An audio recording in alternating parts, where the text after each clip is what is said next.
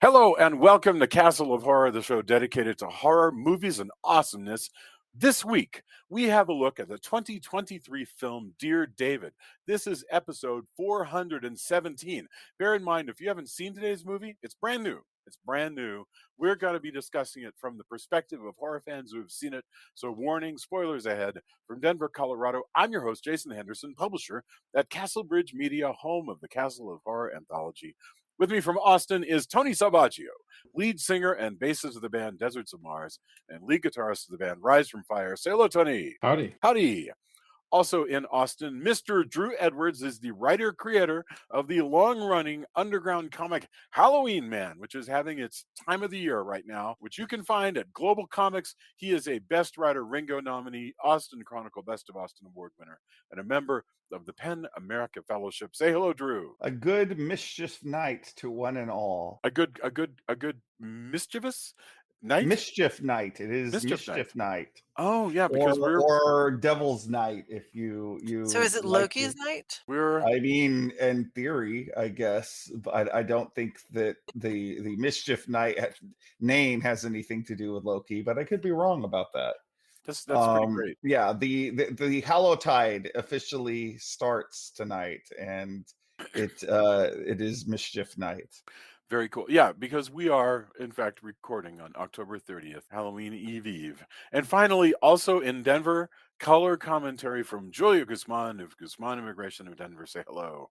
Hello and happy Halloween, because it'll be Halloween when this comes out. I know, right? Yes, happy Halloween to everybody. We've been enjoying looking at Tony's. Tony got married at Halloween time. We've been looking at your wonderful wedding pictures.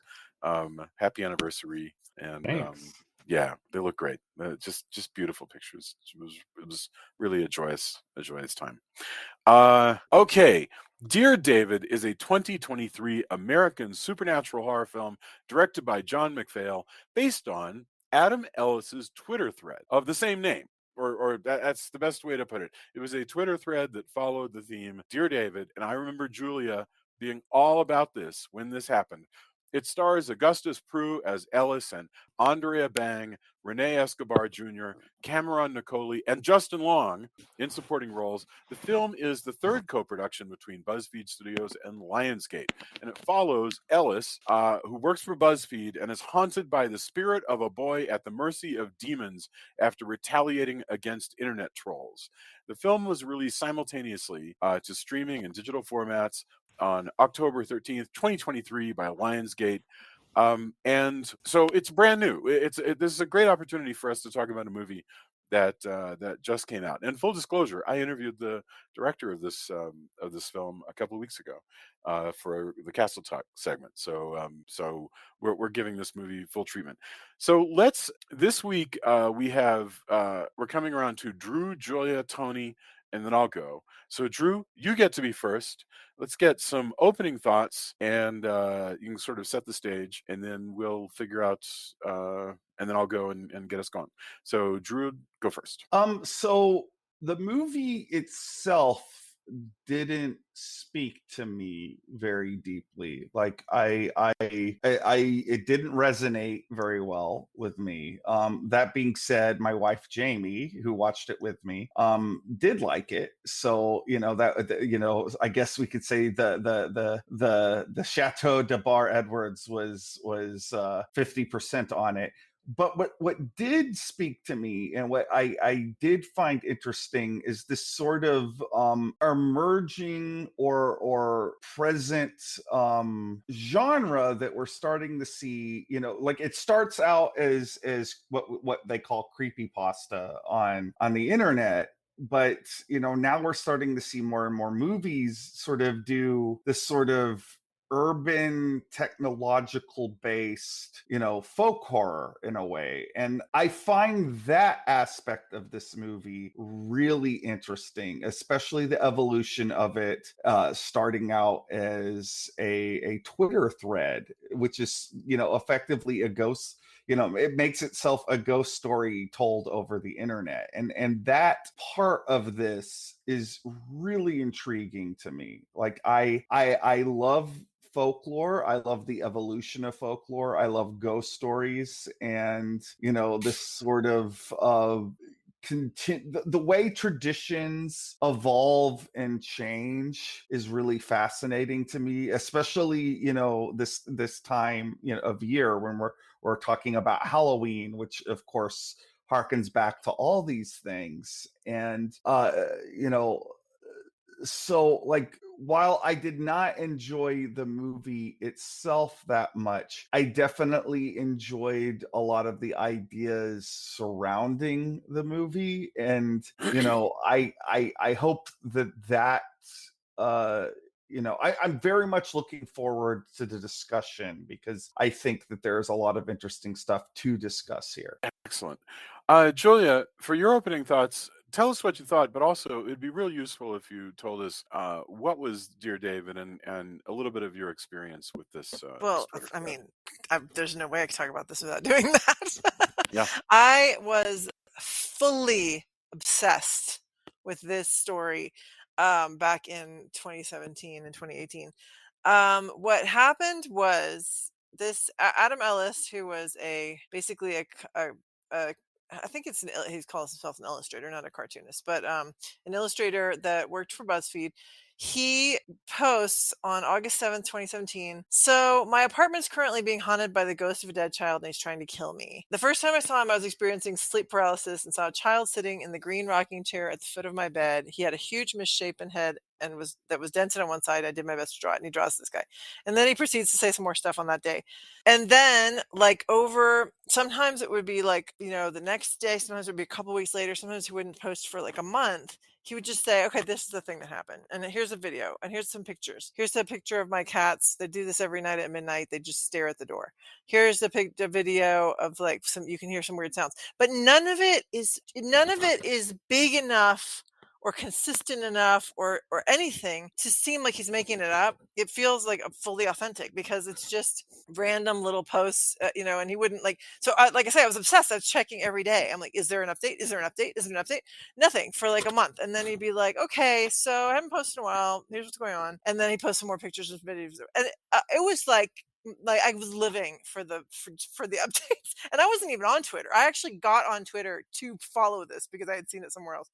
So then he just kind of I think early 2018 stops posting about it. And I never have known, even now, like how that concluded. I've been trying to find out.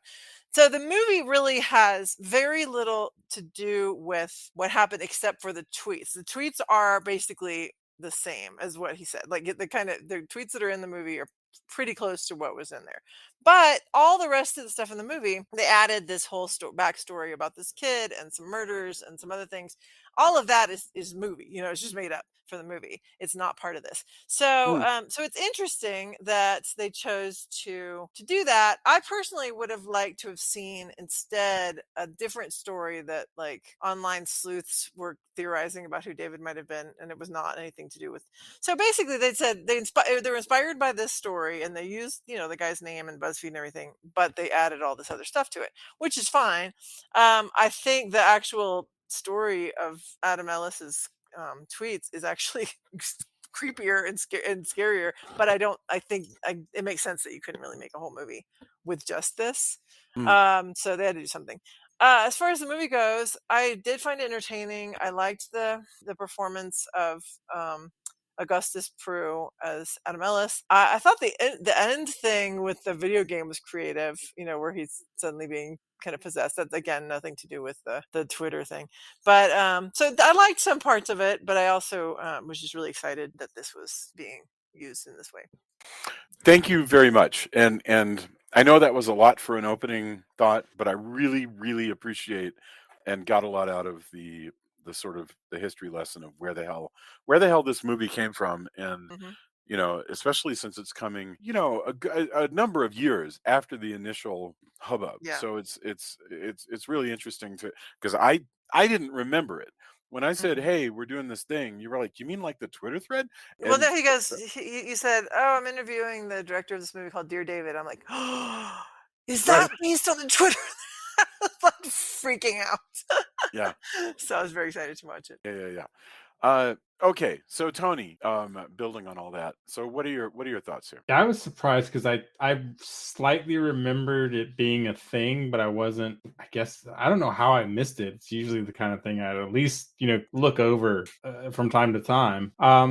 I he was probably a little bit closer to Drew in that I think it's an interesting movie, but it didn't resonate with me as much as some other horror that's come out recently has interested me. But I do find the way it's told and kind of the idea, taking a really recent urban legend, techno urban legend, kind of creepypasta era kind of stuff, and making a movie out of it, and doing it kind of as well as they did, because there's a lot of really interesting visual cues and the way they approached it, because a lot of the stuff recently has been kind of found footage, like everybody's on a Zoom call, or people are going back and forth, or there's more of that. So the idea of taking that and turning it into a movie, narrative, more traditional narrative, I should say, right? Like, Yeah. rather than having it be a found footage narrative, was an interesting take.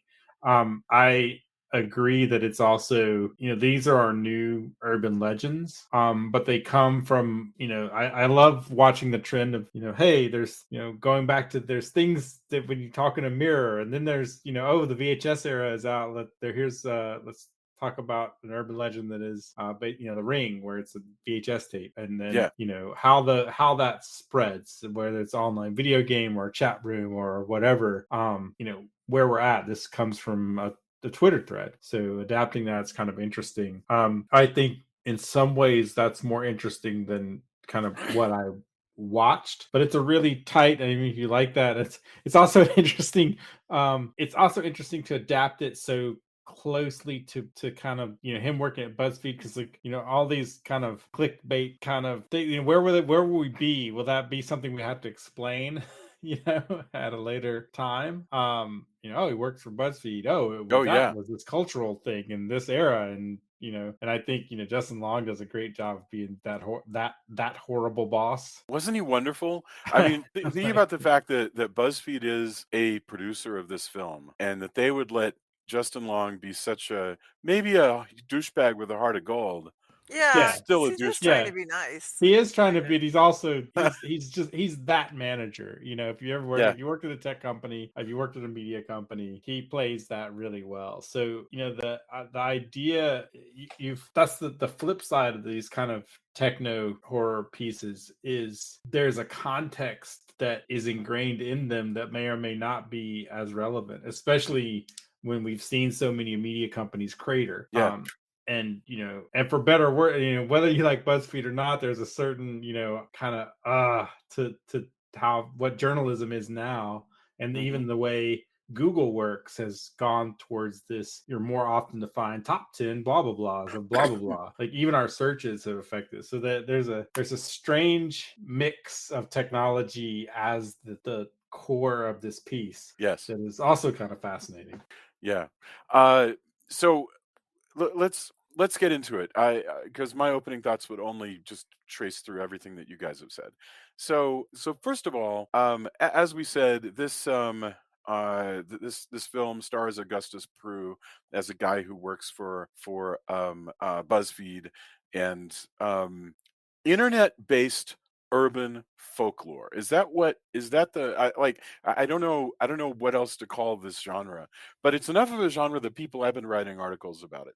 Mhm. These are like, Drew, you were saying that you're sort of intrigued by the fact that this is a growing genre, and in fact, there was one last year that we really enjoyed, which was called Grimcutty, which was on Hulu, and that was about that played into the fear of so it was the that played into the fear that parents had that the internet was causing their kids to do terrible things, right? And do you think, like, for it to work, for a film like this to work, it needs to be about, and I'm not saying this movie is or isn't, we'll get into it, but for a movie like this to work, it kind of has to be about both the scary, spooky thing it is, but also something else. Like that one was about paranoia, like about how parents will like overreact and stuff like that. Well, I think you have to hit on something that that sort of intersection of technology that Tony was talking about, and something that is appropriately feels like an old world paranormal thing. And this isn't new. Like if we like go back to the 80s, and we look Mhm. at films like Poltergeist, or it's not supernatural, but it's still dealing with technology, the Terminator or Child's Play, things like that.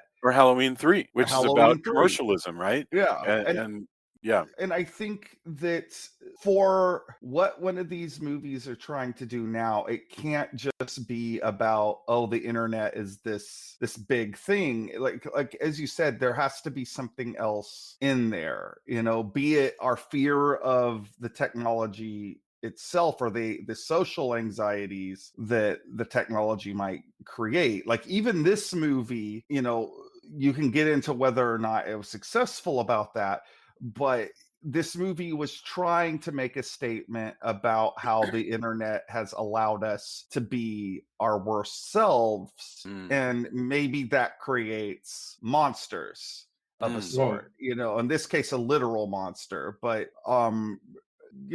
I think all of these types of movies, they're tapping into like a real fear that we're having about how this technology that binds us together, and in some ways we are closer than we ever have been, it's also creating all these new divisions. Mm. Yeah, I mean, Rain. I was watching it, and there's also the through line on the whole thing of his boyfriend saying, "Hey, can you be present? Can you be Yeah. with me?" And Rain, like I've had Rain calls me out, like I'm on my phone more than I should be, and I Yeah. try to be cool about that, but in ways that I didn't notice. She's like, "Hey."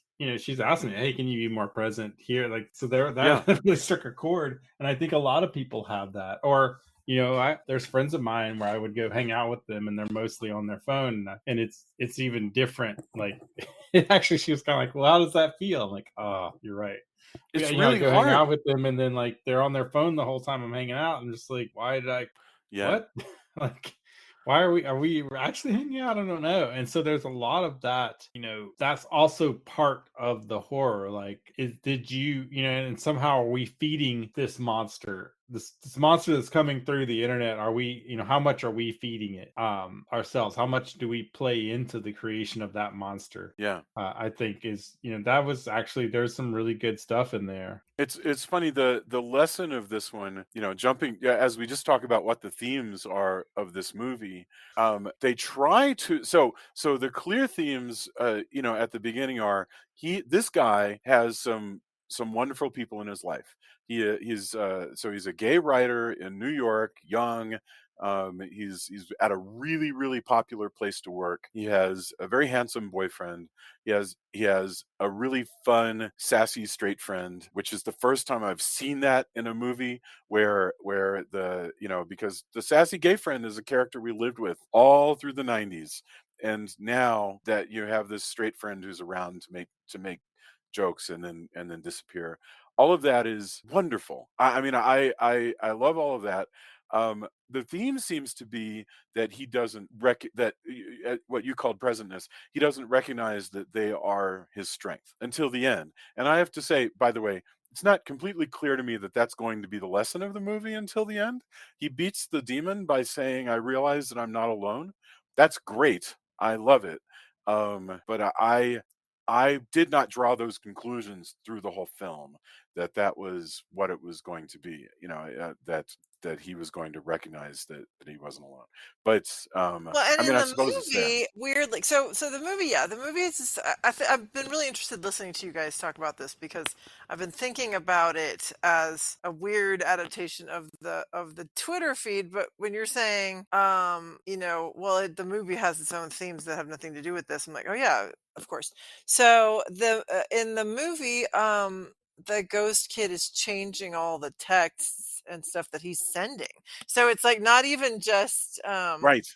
making him not be present, but it's creating, like, the Right. monster is taking him over, and it's literally physically changing text. He doesn't have any memory of writing it. He didn't write it, or he didn't send the voice message or whatever. And in fact, at the end, when he defeats Oh, the and it's evil sexting with demon, random people on Grinder for yeah. him. So Like, it's it's like doing all all this weird kinds of stuff is stuff. happening, and it's unclear as to whether he's being like literally possessed so that he's doing it and he doesn't know he's doing it, or if it seems more likely the ghost just gets into his phone and does stuff to his phone. Yeah. And other people's phones too, because the girl, when once the demon is defeated or the ghost is defeated, she physically sees the words change in front of her eyes, like what he Yeah. had actually what he had actually said. So I thought that was all very strange and interesting. Yeah, Again, nothing to do with the original thing. I thought that a lot of that to me was kind of inconsistent. Mhm. Like it sets up a lot of potential drama, but in some ways to me it kind of took away from the supernaturalness or the, it's a bunch of movies kind of all in one, Yeah. and that's can work or can't, because I mean just the sleep paralysis internet part would be interesting, or is this kid abused or not, and the sleuthing, like you could have had a movie that was just the sleuthing out of the kid, or an important part of the thread reading about it later was people coming up to him and saying, look, oh, dear David, wait a second. Uh, So there's a lot to that, and to me part of why it didn't resonate as much is that it had that, plus hey, I work at a tech company, kind of, all of that stuff all together. yes. I'm fascinated that he's also an illustrator. He's a really good illustrator, and that's kind of that alone is an interesting illustrator slash writer working with a bunch of writers, making list articles. That's like its own thing It's that a brings you into this. hilariously dated concept, by the Oh, way, I because mean, it will be. I Twitter's mean, it's still essentially true. dead now. I mean, Yeah. it's changed its name. Twitter, as it existed, that company isn't called that anymore. People are leaving it in droves. It can't possibly survive another year and a half as the way it's losing money right now. So it'll probably be sold in a fire sale. In another 5 years, there will probably be no Twitter. Like, people will be like, Well, it'll be the like MySpace or something. the fascinating, and that's kind of the fascinating part about our internet urban legends, is things move so fast, and Yeah, it gets more and more rapid all the time. So like what a Zoom call or a forum, what, like that Hellraiser movie that took place on the online, they all go to a party, yes, and yeah, like that's right. all of those web pages just look like, oh, I mean, they're already they're already kind of pseudo web pages anyway, because you need to get the point across. Like they're not, so all the stuff, and even it's interesting though. In this movie, they go back to when the kid is looking at the internet. They try to date it enough, Yes, right? It yeah. looks like its It's like own. 90s, I guess. Yeah, Yeah. but what happens to the subject matter of this urban legend when Twitter's gone, like, or if is gone forever and never archived, or a bunch of Twitter stuff has been cut off over X amount of years, because awesome people want to save server space. Yeah. So it's this, how much of this thread can you access if you even want to go back? Like somebody would have to archive it. So, Right. and that's Well, a once lot of Twitter's our gone, that's for technology. sure.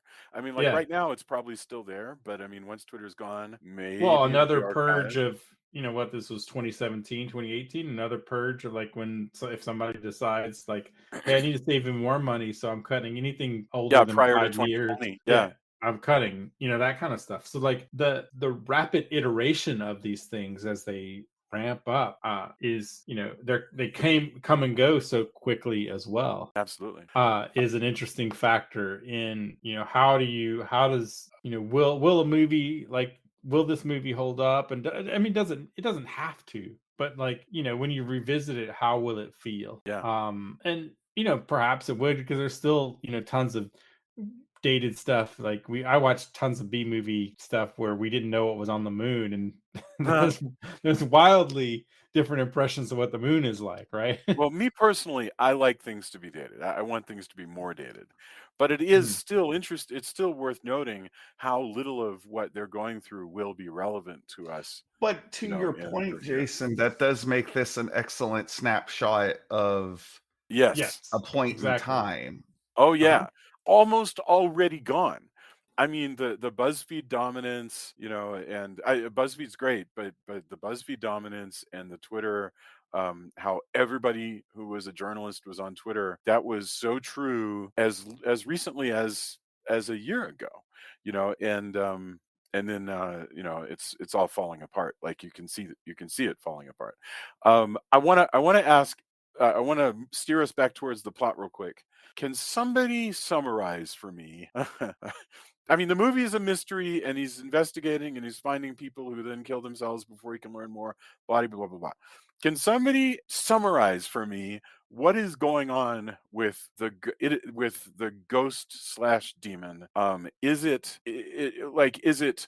David the bullied kid has become a sort of lich, a demon who has returned and is now out to kill people through the internet? Like, what is in other words, is like a ghost who was wronged and now drowns people all the time, in a Japanese legend? Or like, is that what it is, or is there something else? Like, what can somebody summarize the demon here? Julia, if you got it, you can go for it. Well, so the kid. Okay, so again, separating, and I'll tell you what fits with the original story later. But So yeah, ignore the what original story. happens The in movie, right, in what the happens in movie, what this is this movie, character? there is a kid who is always on the internet in his basement, and his parents are getting really fed up with it. And when he's on the internet, he's uploading art, and people are being mean to him, and they're like, he's in some kind of you know chat room or whatever, and they're like being, God, you're such a loser, and he's like, why do you have to be so mean? So then Right. that becomes the theme of then the quote unquote ghost slash demon, is that he will pick on people who he thinks are mean on the internet and say you can ask 2 questions but never 3, and if you ask 3 questions I'll kill you, basically. And Mhm. so he kills a bunch of people who are bullies on the internet. But the reason we keep saying ghost slash demon is because it turns out that he didn't actually die as a kid. He went into a coma and was in a coma for 21 years, and wakes up in the coma, and then I guess dies after that. But at some point while he's in the coma, he's somehow managing to do some of these murders, and then dealing with the whole thing with Adam Ellis while he's maybe died or is dying. It's hard to tell exactly when he died, but he dies as an adult. But as a child, he is moved to suddenly, and again, probably possessed by a demon, to murder his stepfather. I don't know why I think it's a stepfather, but he kills him, and then the mother walks in on that and hits him with a computer monitor, and she gets locked up in an asylum because they think she killed her husband, and Mhm. that she tried to kill her son. And she's like, that's not my son, that thing is not my son. So that's kind of where we are. So that's why we don't know if he's a demon or not, but I think probably is. That's sort of, I gotta say, that's a fairly casual attitude towards plot for this film to take. That's we've watched this film twice now and cannot tell you exactly what's going on with the supernatural being at the center of it. Maybe that's normal. I Well, mean, I think you know, they're wanting you to fill in some of the blanks Hmm. yourself. I mean, your mileage may vary on that. Like a lot of this stuff kind of reminded me of like the latter Nightmare on Elm Streets, where they started to mm, try and fill in Freddy Krueger's backstory. Like mm. he was always bad, even as a kid, and that Sort kind of of the thing. immaculate conception of Freddy in a sense. Yeah, Um, he's the bastard son of 1,000 maniacs, and yada yada yada. And even the thing with the video game, actually, that was very Freddy Krueger. Like, so oh yeah. By the way, how there's a cool was that? You want to explain that? Because that was honestly, um I've never seen anything like that in a movie before. Where So, throughout the film, they established that this guy Adam is an avid video gamer, and then when he is dealing with one of his trolls online, he tells him to go die in a fire. And then when he is possessed later, the ghost slash demon slash whatever controls him. It's like he's controlling him like it's a video game, and there's even graphics to a point. yes, And but he's making him basically light his apartment on fire and stick his head into a gas stove. yes. But what I So dig is he's moving like he's an idling animation in a Mhm. game. Yeah, I So thought that was hilarious. and that was really neat. I mean, I wanted to see more of that. Well, and it I alternates between what the video game character is doing and what the actual Adam is is experiencing. So Mhm. Adam will scream, but then you'll see what the video game character's doing, and he's just neutral faced. It's really fascinating. Right. I just thought that was all very creative. Yeah, it Anyway, kind of I is. It interrupted. kind of comes out of the blue. Like it's definitely not something I'm expecting, but it is an interesting visual. And again, what you're talking about, the juxtaposition of those is kind of neat. I don't. Again, that's why I say there's like a lot of different kind of movies and different bits Yeah, in this that I don't know if it all gelled for me properly. sure. Like, Yeah, I agree. but but that doesn't mean that they're again they're like where he's when he discovers that he's super popular and all the little graphics come up around him and start circling him, and Yeah. I thought about it too because I just rewatched Scott Pilgrim, Hmm. and I was thinking about all the stuff that they do that's visually kind of takes into account either comic book or video game stuff with the captioning, Yeah. and how they did the special effects. And so I think there was some cool updates to some of that. The visuals are done really well. Yeah, but I don't know. There's a lot of pieces to it that it's like what you're saying, Jason. Like I definitely thought it's part of it being twists, Hmm. but you could I don't know, in the effort to have a lot of different twists, it seems like maybe it would be enough to have just you have this malevolence that is basically anti-bullying, right? Yes, sure. Like you said, somebody should die in a fire, and there's consequences to that now. Whereas there's not, as we know, for social media, there's very little consequence other than possibly causing somebody to harm themselves. I thought it was going to be a suicide thing because Yeah. that happens in reality and is awful and tragic. But there's more tragedy to it, but it tends to be more demon oriented. When he's choking his father, Yeah. that was unexpected. And again, I'm not trying to second guess the movie and saying they oh well, Well, no, you're it just felt exactly like to right. me like it's more muddled. It felt more muddled by the It feels addition of like you all the could bits. simplify it a little. Like, for instance, imagine if The Changeling, we all agreed The Changeling is a great film, right? And, the guy moves into, the guy's feeling pain. He moves into a creepy house. The ghost child wants to get to know him. And the ghost child has a simple goal, which is, I want to accuse a living senator of my murder and give you the evidence to prove it. Great. And then, and that holds together a movie. And like, think how disappointing it would be if, like, 20 minutes before the end, it was like there was a twist and it turns out that actually the ghost was really a demon just pretending to be the little boy. Like, if there were all of these, like, why keep complicating this? Yeah, and I don't, and again, it's not really fair to like second guess the filmmakers in that way. I suppose you're For right. to me, right? Like you kind of judge it on what it is, but I did find it. When I sometimes when you add so many ingredients to the soup, it becomes kind of a muddled affair. I do And want to I see an that's entire movie with people doing, Counter-Strike idling animations. I mean, I think it's a funny idea, and I want to see a hell of There's a been lot a more of couple, that. and I mean, but again, when we're talking about Freddy, like there is the part where he's literally a puppeteer Oh yeah, in yeah. Dream Warriors. There's stuff like that. And then there was the first person movie that now I'm drawing a blank. I should look at these things before I mention them. But there's been a few that Yeah. have kind of done that, but I mean, I think they did it really well in this one. There have been a number of internet thrillers recently where that are told, like, this one is a very traditional film in that sense.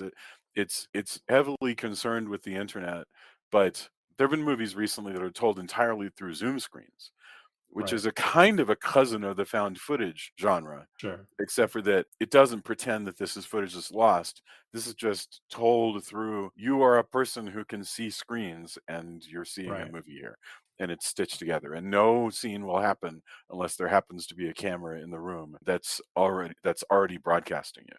And I've But loved that stuff.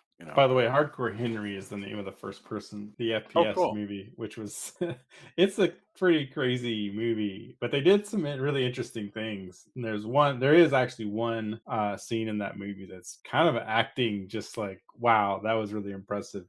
Unexpectedly for a movie that's ostensibly about how much carnage you can do in a kind of a first person. shooter view movie. But yeah, there's I'm trying to think of the other ones that did kind of Well, the one controlling that what Jason you're was talking talking about. about is Searching. Is the one Searching. that was Mm, Thank like you. all internet, all screens rather. And sure. Julia, can you tell us? You mentioned that the plot, as it were, of the Twitter thread involved a lot more stuff in the actual person's home, which they could have done here, except for that that's not where their plot is going, and so they kind of couldn't do that stuff. But Well, tell so me, yeah, Julia. so they cut out a very interesting bit, and I think if they hadn't cut it out, now that we've been talking about it, I'm understanding why they cut it out because it did not fit the theme that they were trying to go to. But if they hadn't cut it out, you could have made a completely different movie, which would also have been really interesting to do. And that is that he realizes, so the house that Adam Ellis has is in, it's just like in the movie, is a 2-story duplex. And so at one point he'll see the ghost in different places. So at one point he sees him in a spot or whatever. But anyway, so for reasons, he hears sounds and things. For reasons, he decides that there must be a crawl space above his place. And he notices that there is a hatch, like an attic hatch type of thing, above the stairs. But the problem is it's above the bottom of the stairs, so you can't get to it because it's, you can't reach it from the top of the stairs because it's too far out, and you can't reach it from the bottom of the stairs because it's too far So you'd down. need like a So, ladder to get up to right, a it. big giant ladder. So he Yeah. gets a telescoping pole, and he sets up his phone to record the video, and so he like props it up, and he goes down the stairs, and he uses the telescoping pole. He's like, and you see the pole extending. You can't see him anymore because it's at the bottom of the stairs. And he pushes on the hatch, and this tiny, like child-sized old leather shoe pops out, like falls out. And then later on, he gets the homeowner to come out, or the landlord to come out with a ladder, see what else is up there. And the only thing he finds is a tiny glass marble from dates back to the early 1900s.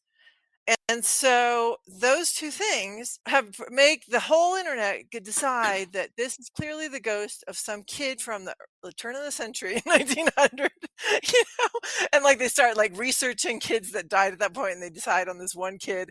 But anyway, so that could have gone the changeling way, what I That mean? would They have could been the have just changeling. Yeah, you're ghost of right. a That 1900 would kid. be sort of But they decided classic. not to do that, Yeah, so they left that part out. But it was one of the creepiest things. it's in a good the bit. story. Let's be honest. Opening up your attic and a kid's shoe falls out is An a scary bit. old leather shoe from 1900. Yeah. No, that's really cool. Yeah. Julia, out of curiosity, since you followed it, how much of it did become kind of there's the stinger at the end that I thought was, I don't know, didn't really work for me Well, with the woman going, oh, she's like the new internet thing sensation, and oh, this is all fake, blah blah blah. How much of that was called out as fake, and do people still go, oh man, that was, were you milking yeah, this?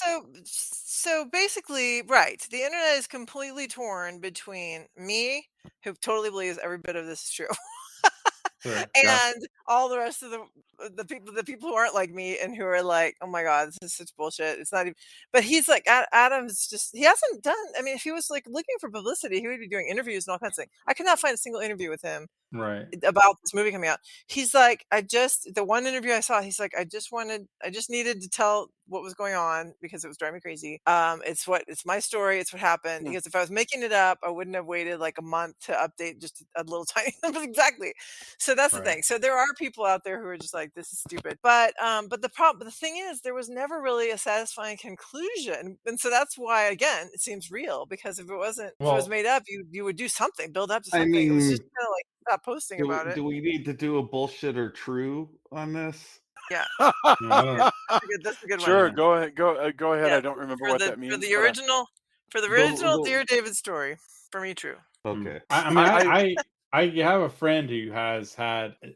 He's told me about a lot of weird stuff that's happened in his house, and I've been over to his house a lot, and I've never been there late enough or at the time when something like that would happen. But I also know that there's no good reason for my friend to just out of the blue write me and go, "Hey man, this happened." Yeah. Well, no, Drew and Jamie, when they were in Colorado, had a weird thing happen. I think it's true, or at least I think that he thinks it's true.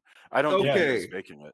See, here's where I depart from the rest of you. Okay. While I do believe that ghosts or energies or whatever you want to call it can be a thing, I think that the real Adam Ellis is just a really, really good grifter, and I think that this is a extraordinarily well played hoax. And if it is real, I actually would be disappointed, because I have like an affection for people who are kind of, you know, the William Castles of the world, the, you know, the showmen, Fair enough. and that's my interpretation of and this is meant with like the respect. Like, I am not calling this guy an asshole for doing this. What I am saying is that there is a grand tradition of ballyhoo in horror Sure. stories, and this to me is in the like goes all the way back to William Castle putting buzzers into movie theater seats. Sure. And I think that is brilliant. That's really compelling. It is, but I actually, even as a skeptic, I enjoy believing that this guy was reporting back on weird shit happening as a and proxy. maybe he is. I'm not ruling that out.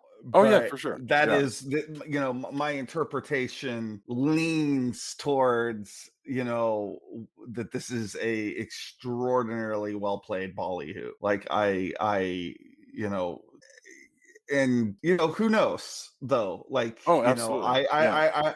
I'm, you know, I'm certainly not opposed to the idea of a ghost. You know, like, I think things do happen. They've happened to me, you know, like, you know, actually just last week when I was giving that lecture on monsters, somebody asked me if I'd ever seen a real monster, and I said no, but I have experienced some things Mm, that I can't quite explain. mm. So like, I'm not going to rule out anybody's experience necessarily, but I think the fact that this is attached to something, an entity like Twitter and something like BuzzFeed, it Mhm. does make me lean towards being more skeptical in this instance. But as always, you know, if Dear David were the crop up in my Twitter feed, I wouldn't ask him that third question. You know, Right? you know, like, you know, like, caution. It's always best to be cautious. You Sure. know, I agree. don't read from the Necronomicon. Don't go scuba diving in Loch Ness, etc., etc., etc.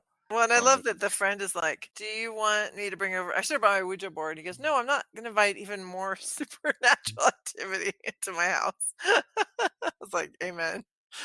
For reals. I liked her a lot. That's Andrea Bang. It's a thankless role, just a funny Yeah. friend, but she's really good here. She's really good here in the Tony Randall part, and I hope we get to see more of her. There's probably people listening to the show going, "You're just not going to the movies enough. She's around all the time." I have no idea. And Um, equal amounts of people going, "Who the hell's Tony Randall?" yeah, exactly. That is probably going to be the thing that is said about her this year, that she will understand the least and appreciate even less than that. If she even Yeah, becomes aware of it. if you're listening, Andrea, thank you for listening, and congratulations on being Also, recently. apparently, watch The Odd Couple. Yes. The original couple. Oh my goodness. Or the newer Odd Couple, which has the late Matt Perry in it. I loved that reboot. Yeah. I know that we're far afield of ghost stories right now, but I watched every single Not episode. that far field when you Mhm. think about it. Yeah, poor Yeah. Matt Too Perry. soon. No. That was totally respectful. We lost Let's Matt not Perry. get carried away. It was not that respectful. It wasn't. I've seen way worse, you know, so you're good. You're in righteous territory. All right. Is there anything that we should touch on before we wrap up? Like, is there any piece of Dear Well, I Devil? did love. So what I didn't love, and you'll not be surprised by this, knowing me as you do, I did not love the actual demon that he fights at the end, where it's like the adult demon. That was disgusting, like because that was bile coming out of his mouth. It's just gross and unnecessarily gross. I was like, why? Why do we have to have that? Why couldn't it just be, some But just not physical? Like just the physical fight with and then the weirdness of like, oh, the body went missing from the morgue. So what is this the body of the guy that was in the I coma? completely And if forgot so, that. what You're happened right. to that body? Like, because it seems to have just vanished, not burned up or anything. So that was all weird. I didn't love that part at all. But like I said, I did like the computer game part, and I like the fact that he's able to just kind of defeat it with love. I always like it when I Well, didn't yeah. mind the fact that there was a sort of monster. I don't feel like that. I felt like he was not well realized. Like I feel like he looked cheap. Yeah. Like I get what they were going for, which was sort of like with the black stuff, sort of Danny DeVito as the penguin, that kind of, the head was a little bit Jason Voorhees. Like like certainly the design, like I understand, like that could have been creepy to me, but like it didn't, just like a lot of things in the movie, like I was frustrated because I see what they were going for. It didn't quite come together as well realized as I think it could have been. But I like monsters, so I would rather there be a monster than not, I guess. Good point. I hadn't thought about that. Yeah, that totally makes sense. Um, I do not like monsters. I did like the They say wonderful things about you. I did like the very handsome and good actor of Augustus Prew. I thought he was great. I think I said yeah, that before, but I really think bears repeating. He did a good job. yeah, he was excellent. I think And do you think he looked enough like the real Adam Ellis? sure, because he's also handsome. I mean, they're just both handsome gay guys. Like, who cares? No actor needs to look exactly like the character they're playing. I mean, just ask Tom It's Cruise true they don't look and Jack Reacher. But yeah. well, or Richard Crenna, tall, handsome Richard Crenna playing Ross Perot in Where Eagles. What was that called? Wings of Eagles. Yeah, no, he's fine. I'm sure that Ed Ellis is really proud. He's because he could do worse. Yeah. So, all right. Let's get our final thoughts, and then I'm dying to know what in this Halloween week you guys would like to endorse. I've got something Oh, by fun. the way, I said to share they're with both you. handsome gay guys. I don't know if Augustus Prew is gay or not. I just meant that the character, Very well. is sufficiently convincing. Yeah. Anyway, go ahead. Okay, so let's get our final thoughts, and it went Drew, Joya, Tony, and then I'll go. So, Monsieur Drew, what are your thoughts? I like the discussion surrounding the movie more than the movie itself. But I could totally see why one would like this movie. So certainly no judgment there. And I actually makes me want to possibly in the new year delve into this topic a little bit more with Yeah. like maybe looking at some of these other kinds of Well, like of Grim County, films. like we said, and Yeah. some of that stuff. Yeah, that would make sense. That'd be fun. Cool. Julia, what about you? Well, yeah. I mean, I don't think I have much to add. Like I said, I think I would enjoy a movie that was a different, like I said, a different take on the story, the original story. But having discussed it, I really kind of get where they were going with the whole monster in the internet, and online bullies getting their comeuppance and all that kind of thing. And the idea that Adam is not a traditional bully because he's just feeling bullied, so then he kind of strikes back. So that's why I guess he partly gets to not die in a fire. Yeah. But so and he probably learned some lessons about being nice to people. That character did. But anyway, but I was really happy to see a story that got that kind of nodded at the original story. I don't know how best to put that, but a story that An adaptation of that something you followed, yeah, an you know? adaptation of something that was really cool. So yeah, I enjoyed it, and I'm glad that we had a good discussion about it. Sweet. Tony, what about you? I think the discussion for me is the more fascinating part. I think it's a decent movie. I think it does everything it's supposed to do. I think Julia, it's interesting that you reacted as kind of a fan, and that you were still overall pretty cool with the changes, other than a few.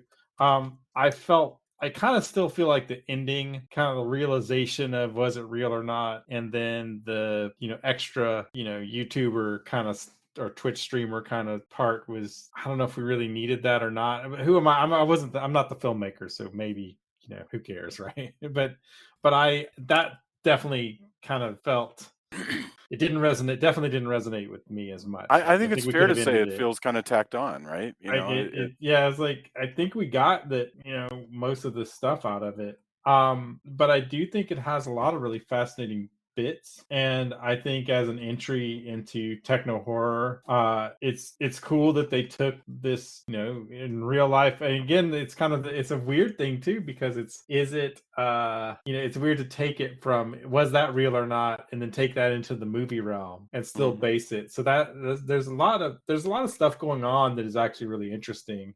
Even if the movie didn't gel as full on for me, I find it fascinating. But again, we were talking about earlier, there's a whole dichotomy between fans of Five Nights at Freddy's, and the fandom's really enjoying the movie, but critics are not really digging on it as much. Mhm. But I think if they're giving the fans what they want, Yeah. to me that sounds really successful, and it's getting a younger audience into horror movies and such. And I find that phenomena just super fascinating and interesting. So I kind of like the idea of where this goes. So Excellent.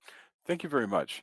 Um, Same. I really enjoyed discussing this. I enjoyed sort of watching it with Julia, especially since she was so into the source material and getting to discuss, where it had gone. And I think it's good that it's given us an idea for a topic that we can return to, because I'm fascinated by following this trend of internet horror, especially because it's horror that hasn't particularly spoken to my generation. I mean, maybe we could go back to the '90s and find some progenitors of it, but so that'll be fun. I am totally looking forward to that. So very cool. All right, let's do some endorsements. I would love to hear what you guys hear the night before Halloween, what you would want to recommend to people, maybe for Halloween, or maybe just because you think it's good that's out right now. So, Drew, what do you have for us? Well, first of all, while you still can, before it's behind a paywall, if you want to read the new Halloween Man for free, you Mm, need to go to Global Comics. You need to search Halloween Man. You need to read the new comic. mm, And while you're at it, consider following us, consider tipping us, consider doing all those things that help us support continuing to make the comic, and tell your friends about it, because we've had a lot of growth over the last years, but we want to blow that out of the water in 2024. So here's our foundational aspect of that, keeping it within comics. I want to recommend two comics that I greatly enjoyed and that I think are in the Halloween mood. One of them is Count Crowley, which is by actually horror movie actor David Deshnelshin, who mm-hmm. I actually just watched yesterday Demeter. in Last Voyage of Demeter. But he's in a ton of things. He's been a guest on Joe Bob Briggs. Horror movie fans would definitely recognize him. But he takes on the role of writer, and this is about a monster movie host, like a Elvira slash Joe Bob Briggs style late night monster movie host, who is actually a monster hunter. And it turns out that most horror movie hosts are actually secretly monster hunters, and that's the conceit of this. But the emotional core, and this is where I really respond to this, is it's about addiction. It's about somebody dealing with alcoholism, and I know that some of that is autobiographical, and I love it when writers can be vulnerable that way and put something of themselves into a character, because it's something I do a lot in my own work. And that sort of redemptive quality of horror is something that really resonates with me. So I really enjoyed that. The artist on that is Lucas Kettner. I hope I'm saying their name right. The artwork is really great, has this sort of EC Comics vibe to it. Really good stuff. I also want to recommend Serial by Mark Russell and Peter again, I'm butchering this guy's name. Snajord. It appears to be an Icelandic name, and I apologize for that. But it is a semi-comedic gothic horror comic with starring thinly veiled versions of the characters from the monster serials. So you have the main character is a vampire named the Marquise de Coco, and he is a fully fleshed out version of Count Chocula, and it is brilliant. The artwork is gorgeous, and you will be surprised how much your heart breaks for these characters, considering the broad humor of it. Because once they start expanding the universe, you have everybody from a version of Captain Crunch to the leprechaun from Lucky Charms showing up in this. And yet it is all, even though the concept is tongue-in-cheek, it is played completely straight-faced in the comic. That's great. And both of these are perfect Halloween time reading. So after you are done reading Halloween Man, you can continue your comics reading with this. I also, 2 movies I watched over the Halloween weekend, the aforementioned Last Voyage of Demeter, and I will join our friends over at the Monster Movie Happy Hour in my full-throated endorsement for this nautical horror. And if this is it's a shame, because there was Universal put out 2 Dracula movies this year, and both of them were pretty good, and audiences didn't really respond to them in terms of box office, and that is really makes me sad, because both this and Renfield were really well done. And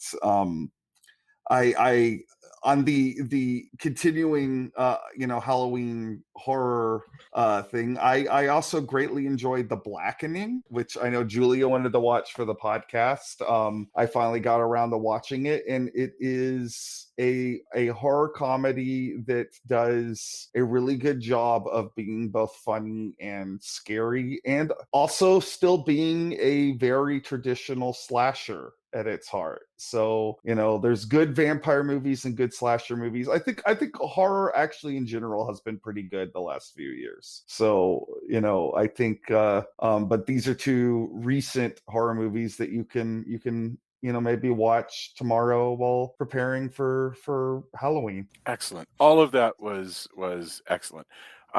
Julia, what about you? Do you have anything to endorse? Well, no, I'm happy to defer to the Halloween Man for the endorsements for Halloween. My only endorsement is that you go back and try to read the Twitter feed, the original Dear David Twitter feed, if you can get it. I know it's I saw it. It was all pulled together in Bustle.com. They had all of the tweets, but I'm sure some other people do too. So that's my recommendation. Very cool. Well, thank you. Well, we did go see Anatomy of a Fall. Well, you can talk about that one. Sure. Okay. Tony, what about you? Yeah, I'm trying to think. I haven't watched as much new stuff. I've been kind of revisiting older things. I watched The Thing in 4K. That's always worth a rewatch. As well as a few other things. I've actually really been enjoying Lessons in Chemistry. Mhm. Yeah, me too. I like it a lot. It's been really consistent and good. And Our Flag Means Death, of course, we've mentioned before.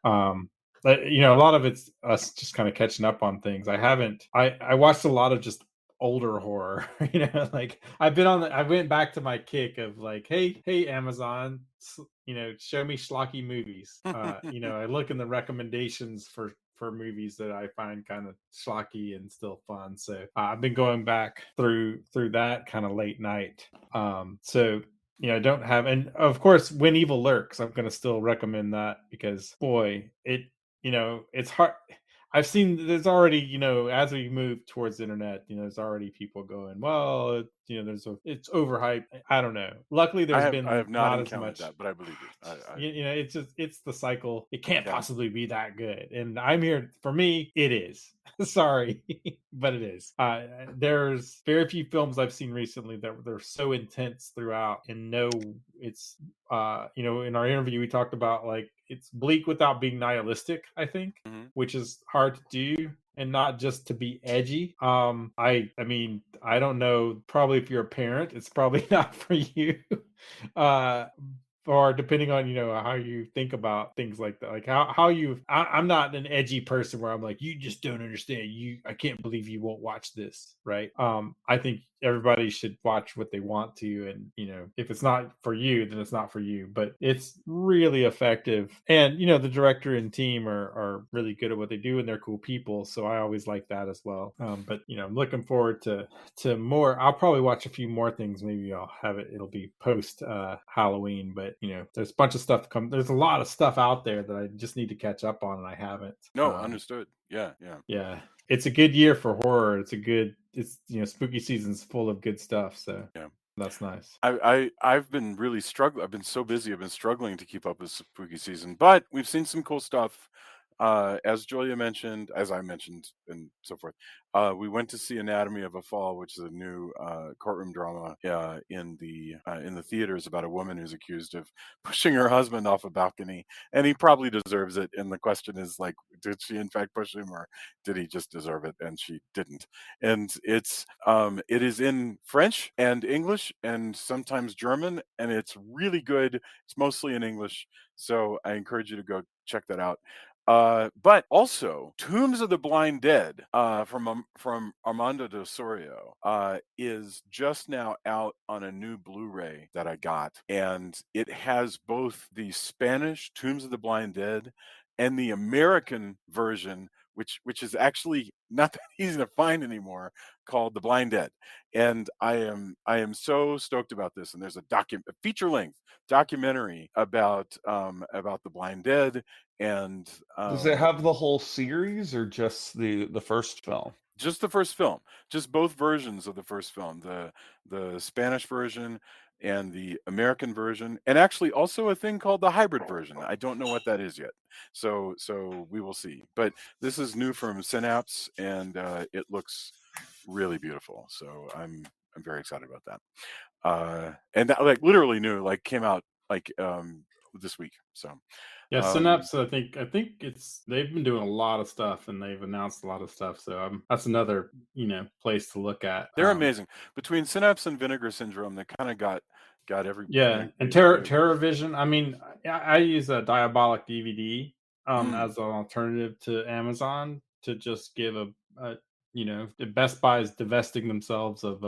physical media. So Diabolic DVD, if you aren't going through like the Arrow store, or Yeah. you know, because you can go direct, but I think for across the board, you know, all the Vinegar Syndrome, Synapse, etc. Like I use Diabolic DVD, and I think that they're great. Yeah. I just noticed that, you know, there's also, I forgot who's doing it. I have to look again, but there's a Conan 4K set coming out with really? Conan and Conan the Destroyer, and I'm like, I'm not supposed to. I think I may have to replace the computer and all this stuff and all the other stuff that's happening. You know, all the adult things that you have to do to be a working Oh yeah. adult Don't even get me in started. Yes. like there's tons of stuff, and so I've been struggling with like I really need to not buy so many DVDs, but they're really making it hard. Woe is me, right? That's a real first world problem. But No, but like, we're in a really wonderful moment of physical media, yeah, and I we're in a wonderful moment of streaming stuff that's very hard to find, but there's still so much, and now we're beginning to feel the pinch of digital stuff, giveth and taketh away. It yeah. disappears, so all of a sudden DVDs and Blu-rays are looking I hotter, mean, and anytime somebody does a really good 4K version, because there's some things that doesn't make as much sense. Like you would be fine with the Blu-ray, you might even be fine with the DVD, but a really And it is good Arrow, by 4K the way. version, The yeah, 4K Conan is from Arrow. that's Yeah, what I thought. they But do wonderful work. Yeah. anytime you can get a really good 4K release of something, it's that's just if you have the ability, that's where it's at for me. And I look at all the stuff and I'm just like, I wish, yeah, I want both. And then Brad Henderson over at TerrorVision, they're doing restorations. He's been posting stuff I recommend checking out. They're doing some kung fu films, Hmm. and he's been comparing like the print they get, which is just a red, a kind of a red mess in some ways, along with a Croft VHS version. It's fascinating. I love it. I can geek out on this stuff all the time, but his stuff they're doing with TerrorVision looks like we're going to get these really cool, finely widescreen cuts of some kung fu stuff too, which is neat. Also there's some fantastic, there's other Fantastic Fest stuff. Like, I mean, it's Suitable Flesh. Like, I think we talked about it, but Yes. if you're looking for 90s throwback horror, like look no further. Harken to the days. I mean, it is exactly Stuart Gordon would. I think Joe Lynch did But it proud. by the way, I interviewed Joe Lynch about Suitable Flesh, and that interview went up this week, and it was fantastic. I really enjoyed talking to him. Heather Graham is amazing in that. Barbara Crampton, who's the producer on that, is amazing, Yeah, and it's really wild. It was. but It was there's just a lot of stuff that hit that I'm still, like I said, catching up on. But yeah. physical media as well. So Awesome. All right, everybody. Thank you so much. Have a wonderful, wonderful Halloween, which is when this episode is going to come out. So if you're driving around listening to us, and enjoying your Halloween, happy Halloween. And we will see you next week. And thank you very much. Bye, everybody. Night. good night. Bye.